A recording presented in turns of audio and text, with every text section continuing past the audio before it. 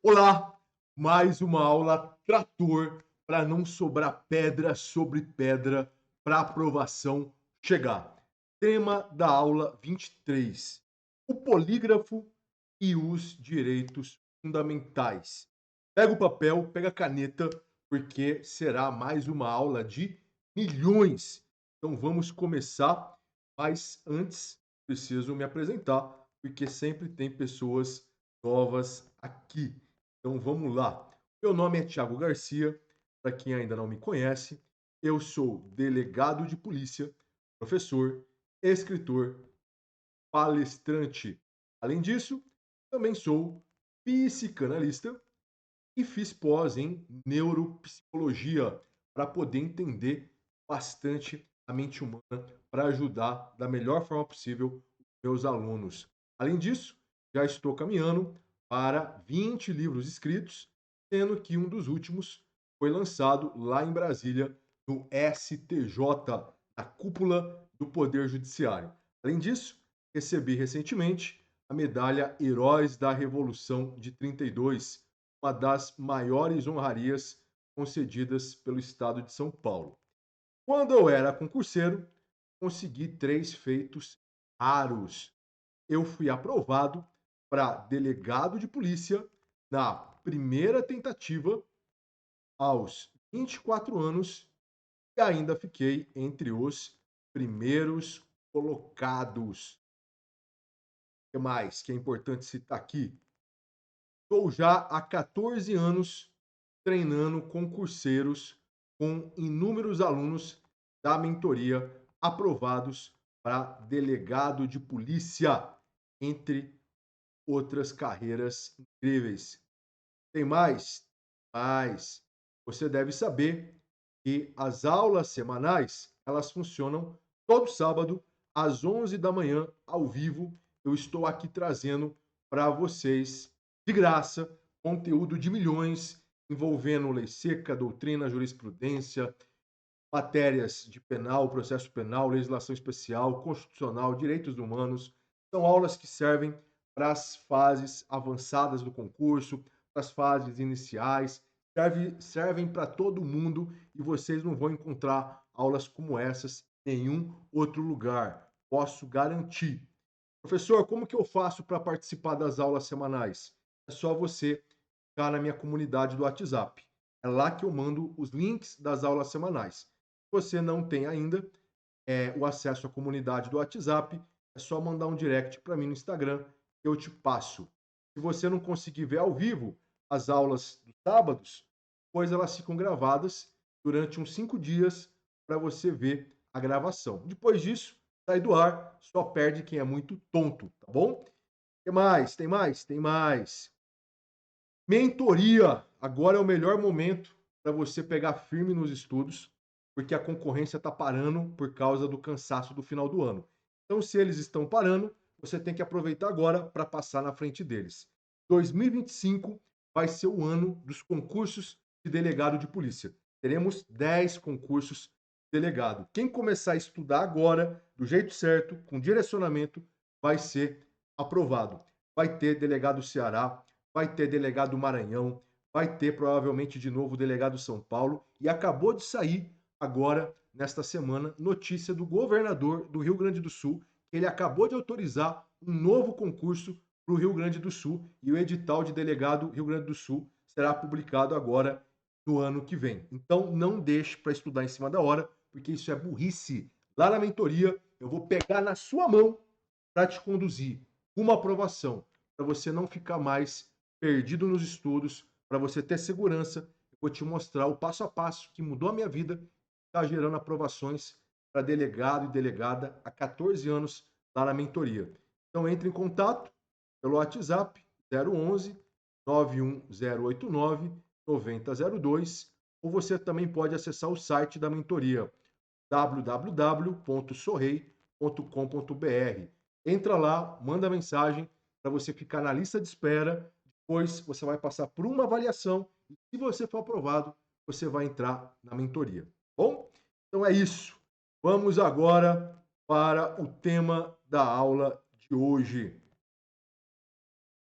Tema da aula: o polígrafo e os direitos fundamentais.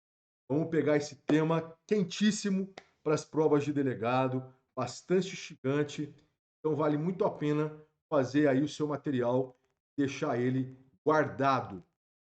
Comecemos pelo polígrafo, que é o pano de fundo da aula de hoje. O que é o polígrafo? O polígrafo é nada mais, nada menos do que aquele aparelho conhecido como detector de mentiras. É muito comum a gente ver esse aparelho nos filmes americanos, até mesmo aqui no Brasil, alguns programas de comédia usam esse aparelho para detectar mentiras. Como funciona essa detecção de mentiras? Esse aparelho, ele vai medir dados da pessoa. Por exemplo, questão dos batimentos cardíacos, pressão, entre outros elementos que são avaliados por esse aparelho. E a partir de perguntas e respostas, esse aparelho diz se a pessoa está falando a verdade ou se ela está mentindo. É importante citar aqui que há uma controvérsia muito grande em torno da eficiência desse aparelho, do polígrafo, do detector de mentiras. Há pessoas que defendem o uso, algumas empresas, por exemplo, inclusive, dizem que a eficácia dele é alta. Por outro lado, há uma corrente que o polígrafo ele não tem a questão da comprovação científica e ele pode também apresentar falhas. Por exemplo, vamos imaginar que o sujeito realmente está mentindo. Durante o interrogatório, ele deu uma resposta mentirosa, ele faltou com a verdade. É comum, nessas situações, sim, ter algumas alterações, por exemplo, em relação aos batimentos cardíacos, porque ele fica mais nervoso, mais tenso. Então, pode ter isso? Pode. Então, a mentira pode desencadear algumas alterações na fisiologia, algumas alterações no corpo dele, nos órgãos? Sim, pode ocasionar isso. Porém, essa corrente que fala que o polígrafo ele pode gerar erros, é o seguinte, isso que eu acabei de falar procede, também procede que uma pessoa inocente que vê coada, que é pressionada, que é colocada contra a parede e se submete ao constrangimento de um interrogatório, a pessoa que é inocente, ela também vai ficar nervosa em relação às respostas, por mais que ela esteja dizendo a verdade. Isso também vai gerar alterações no corpo dela, nos órgãos dela. E aí o aparelho vai acusar isso e vai dar um falso positivo. Assim, como do outro lado, a gente também pode fazer a seguinte colocação. Imaginem que o sujeito é realmente um criminoso, de verdade. Ele está mentindo durante o interrogatório. Só que ele é tão velhaco, é tão malandro, ele é tão esperto, ele tem um domínio maior sobre ele, que ele consegue ficar calmo e tranquilo, mesmo na mentira. E aí o polígrafo poderia, nesse caso, apontar que ele está dizendo a verdade, mas na verdade não. Estaria dizendo uma mentira, só que o aparelho não acusou, porque ele tem mais controle emocional, tem mais inteligência emocional, tem mais domínio do corpo dele. Então vejam que realmente é um tema instigante e que traz aí divergências. Ok? Muito bem. Agora que eu já falei um pouquinho sobre o conceito de polígrafo, vamos analisar um caso concreto. Eu adoro essas aulas que eu trago análises de casos concretos, porque é uma forma da gente construir conhecimento foda, forte, que vai te dar suporte para encarar qualquer nível de prova. Então presta atenção aqui. Trouxe um caso concreto que envolve o polígrafo, detector de mentira. Caso concreto a esse, professor, vamos lá que eu vou explicar para vocês.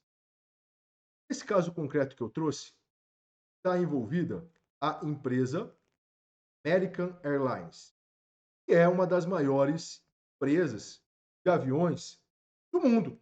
Faz passagens aéreas, voos, uma empresa americana. E aí o que aconteceu? A American Airlines ela começou a adotar detector de mentira. Por quê? Notadamente, em razão dos atentados terroristas praticados por Osama Bin Laden contra os Estados Unidos, aquele 11 de setembro. E a partir disso, a American Airlines adotou então o detector de mentiras para evitar atentados terroristas, para proteger a segurança dos voos e também dos passageiros. Para proteger a segurança viária, a empresa falou: olha, como aconteceu esse atentado terrorista, vamos a partir de agora adotar o polígrafo. Qualquer funcionário que quiser trabalhar aqui dentro, piloto, aeromoça, vai ter que passar pelo polígrafo. Inclusive, vai passar pelo polígrafo também funcionários de empresas que prestarem serviços para a nossa companhia aérea. Muito bem. Diante disso, uma moça prestava serviço para uma outra empresa, sendo que essa empresa foi contratada pela empresa aérea, Air American. Essa moça, ela foi submetida ao polígrafo e teve que responder várias perguntas. Você tem envolvimento com traficante? Você já usou drogas? Você está procurada pela polícia? Você é terrorista? Você está aqui por causa de alguma organização terrorista, por exemplo? Entre outras perguntas. O que aconteceu? Essa pessoa meteu ao polígrafo da companhia aérea americana, ela se sentiu constrangida. Ela alegou que os direitos dela foram violados. Porque se ela não passa pelo detector de mentiras, ela vai ser reprovada, ela não vai ser contratada. Então, foi submetida, não foi aprovada. O aparelho acusou que ela mentiu. Vai ser recusada a sua presença na empresa. Isso afeta os direitos dela, segundo ela. Então, essa pessoa que não passou pelo aparelho, ela sentiu que seus direitos foram violados. Por quê? Porque ela alegou que, ao usar esse aparelho, a empresa invadiu a intimidade dela, a privacidade dela. E esses princípios, esses valores, esses direitos são consagrados na Constituição Federal. São direitos fundamentais. Então, empresa americana, olha aí, American Airlines, vocês devem observar a Constituição Federal, o meu direito à intimidade, à privacidade. Vocês devem observar a dignidade da pessoa humana. Eu não posso ser exposta a meio vexatório só porque eu quero trabalhar na empresa de vocês.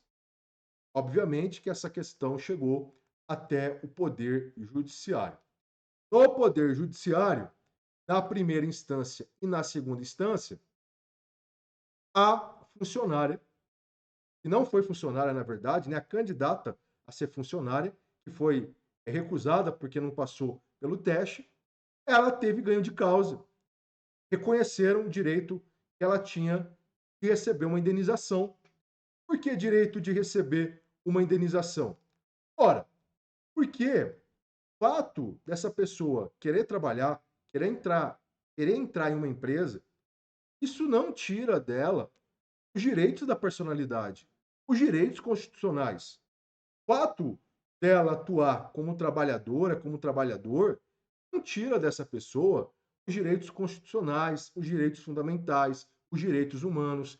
Entre esses direitos, nós temos os direitos da personalidade, entre eles, o direito à intimidade, o direito à privacidade, que contam com respaldo constitucional. Então, com base nisso, primeira instância da Justiça do Trabalho e o TRT reconheceram que a empresa cometeu ato ilícito, sujeito ao pagamento de indenização. Muito bem, o caso subiu para a instância máxima do trabalho. Subiu lá para o TST, o Tribunal Superior do Trabalho. E o que o TST julgou? TST, aqui é muito importante lembrar disso, tá? Por quê?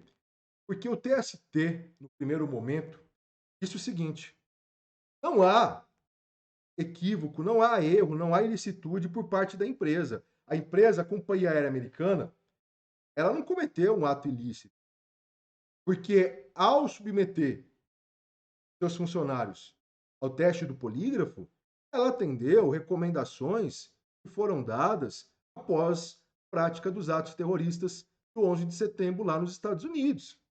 Esse procedimento da empresa, na verdade, busca tutelar a segurança aérea das aeronaves, dos passageiros, tripulantes, os voos, é a segurança geral. Então não houve aí a prática de transgressão, não houve a prática de violação. Foi o que disse TST no primeiro momento. Mas depois o TST mudou o entendimento e passou a entender que sim, submeter o empregado ao teste do polígrafo viola o direito à intimidade, o direito à privacidade, viola direitos fundamentais. Então, no primeiro momento, o TST não acolhe a alegação de violação a direitos fundamentais e depois ele muda o seu entendimento, muda a sua jurisprudência para dizer que sim, não pode submeter o empregado ao teste do polígrafo, porque isso não está de acordo com a Constituição Federal. Olha quantos raciocínios nós já construímos aqui nesse pouco tempo de aula, mas uma aula muito intensa, muito verticalizada. E aqui eu chamo a atenção para um paralelo que você deve lembrar. Quando nós estudamos a teoria dos direitos fundamentais, inclusive eu já fiz uma aula sobre esse tema, a gente lembra do estudo dos direitos fundamentais sob a ótica da eficácia horizontal e da eficácia vertical. Eficácia vertical, eficácia horizontal. O que é eficácia vertical? Em suma, eficácia vertical é aquela eficácia ligada diretamente à origem, ao nascedouro dos direitos fundamentais. Eles são concebidos inicialmente para proteger o cidadão, para proteger a pessoa contra o arbítrio do Estado. Por isso que é eficácia vertical. O Estado está acima. É ele que comanda, é ele que manda. Então, se ele está acima, ele não pode ter poder absoluto. Não pode virar um déspota, ele não pode virar um tirano. Ele tem que ter limites. Então, Estado, olha aqui, ó, Estado, eu tô aqui abaixo. Caça vertical, eu tô aqui embaixo. Eu tenho que seguir as suas regras, mas você tem que respeitar os meus direitos fundamentais. O nome já diz, são fundamentais, são inegociáveis. Você tem que observar o meu direito à vida, o meu direito à liberdade, o meu direito ao patrimônio. Então, vejam, eficácia vertical, pessoa em relação ao Estado. Agora, depois começou a se discutir a eficácia horizontal dos direitos fundamentais. E essa eficácia horizontal ela é caracterizada pela aplicação dos direitos fundamentais em relação às relações privadas. Porque aqui o foco de incidência dos direitos fundamentais não é entre Estado e pessoa, mas sim entre pessoas que estão ali em tese no mesmo patamar, entre particulares. Então, esse caso da American Airlines retrata muito bem isso. Exemplo de eficácia horizontal dos direitos fundamentais. A candidata a emprego, o servidor, o funcionário da empresa, eles não podem ser submetidos ao polígrafo, ao detector de mentiras. Por quê? Porque companhia aérea viola a intimidade, a privacidade deles. Então, é uma aplicação da Constituição numa relação que horizontal entre particulares. Bom, então vale muito a pena notar esse paralelo. Se cair isso aqui na sua prova, escrita ou oral, até mesmo na objetiva, vai passar o trator, não vai sobrar pedra sobre pedra e ainda vai arrancar um orgasmo jurídico do examinador. Ele vai ficar tão feliz que você está citando um caso concreto, que ele vai te dar nota máxima. Ele nem vai acabar de ler a sua prova. Vai ficar tão feliz que vai parecer que ele teve um orgasmo, só que não um orgasmo, né, sexual, mas jurídico, de alegria intelectual por ver um aluno meu, uma aluna minha, passando o trator e os outros ficam vomitando coisas, cursinhos. É nós. Então vamos lá. Muito bem. Professor, e no processo penal? Porque aqui, nesse caso da American Airlines, você trabalhou sob a ótica do direito do trabalho. Embora envolva direito constitucional, direito civil e tal, mas você citou o TST, não é? E em relação ao processo penal, o que nós podemos falar sobre o polígrafo, sobre o detector de mentiras no processo penal? No processo penal, nós temos algumas posições, e entre essas posições, a que mais se destaca é a seguinte: é aquela que diz que o polígrafo ele viola o direito de não produzir provas contra si mesmo. O polígrafo ele não tem previsão legal, regulamentação legal. E o polígrafo ele não tem comprovação científica. Então essas são três argumentos, são três argumentos que a corrente prevalece no processo penal defende. Defende para quê? Para não admitir a utilização do polígrafo no processo penal. Então, recordando, a corrente que prevalece no processo penal é essa. O polígrafo não deve ser usado no processo penal. Por quê? Em suma, por três razões. Ele viola o direito que a pessoa tem de não produzir provas contra ela mesma. Ele não tem regulamentação na lei, não tem previsão no Código de Processo Penal e não tem comprovação científica. O professor tem julgado sobre isso? Tem.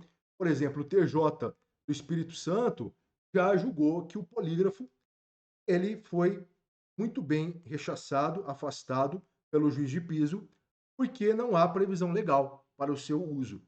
Então, a pessoa interessada recorreu e o TJ do Espírito Santo disse: olha, não há previsão legal para a utilização do polígrafo. A razão não assiste ao recorrente. Professor, e no STJ e no STF tem alguma coisa sobre o polígrafo? Olha, é incrível, cara. Vocês só encontram isso. Olha o nível desse tema. Por isso que sejam gratos em relação a essas aulas, elas valem milhões. Em relação aos tribunais superiores, STJ e STF, nós não temos uma manifestação colegiados, nenhum julgamento histórico sobre polígrafo. Não. O que nós temos é apenas uma decisão que eu encontrei do STJ. Nessa decisão, o STJ analisou o seguinte: a parte interessada queria ter usado o polígrafo, o juiz não concordou com a utilização, porque entendeu que não havia previsão legal, que não havia comprovação científica, e o caso subiu para o STJ. O STJ manteve ali o que foi decidido pelas instâncias inferiores. Olha, a parte interessada no polígrafo não comprovou a imprescindibilidade desse meio. E o juiz indeferiu de forma fundamentada. Então, o STJ não aprofundou muito a análise sobre esse tema. Professor, e no STF? No STF é a mesma coisa. O STF, em decisão monocrática, por exemplo, do ministro Fachin, fala a mesma coisa, aborda um caso no qual a parte interessada queria ter usado o polígrafo, o juiz do caso, as instâncias inferiores não permitiram o uso, por falta de comprovação científica, por falta de previsão legal, e o caso bateu no STF. O STF também não se aprofundou muito, apenas disse que não havia previsão legal e que os indeferimentos foram fundamentados. Então também não se debruçou, não aprofundou, tá bom? Então, se cair isso aqui na prova, objetiva, escrita oral, tudo que eu passei aqui, vocês terão condições materiais e conhecimentos para tirar nota máxima. Bom, então é isso. Vamos passar o trator para não sobrar pedra sobre pedra. Valeu! Até a próxima aula. Ah, outra coisa, depois que acabar aqui essa aula, você volta aqui, aula gravada, deixa o seu like, senta o dedo no like, é importante dar like. Deixa também o seu comentário depois do vídeo gravado, sem ser ao vivo, falando o que você achou dessa aula, porque comentários de vocês, o carinho de vocês são combustíveis para eu continuar a minha missão de transformar vidas e disseminar conhecimento de qualidade, democratizando o acesso a esse conhecimento que é passado de uma forma ímpar e incomparável aqui. Bom, então é isso. Bom final de semana, fiquem com Deus. Até a próxima aula e Bora passar.